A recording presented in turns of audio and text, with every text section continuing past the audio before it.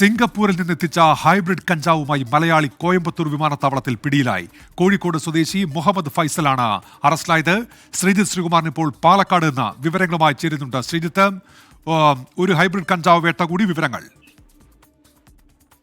ഉന്മേഷ്, ഇന്ന് ഉച്ചയോടുകൂടിയാണ് ഇത്തരമൊരു വാർത്ത പുറത്തു വരുന്നത്. രാവിലെ ഒരു 11 മണിയോടുകൂടിയാണ് വിമാനത്തിൽ ഇയാൾ എത്തിയതെന്നാണ് മനസ്സിലാക്കുന്നത്. ഈ ഫൈസൽ സിംഗപ്പൂരിൽ നിന്നാണ് ഇത്തരത്തിൽ ഈ ഹൈബ്രിഡ് കഞ്ചാവ് കൊണ്ടുവന്നത് എന്നൊരു മൊഴി നൽകിയിട്ടുണ്ട്. ബാഗിൽ ഒളിപ്പിച്ച് കടത്താൻ ശ്രമിക്കുന്ന സമയത്ത് ഇന്റലിജൻസ് പിടിക്കുകയായിരുന്നെന്ന് മനസ്സിലാക്കുന്നു.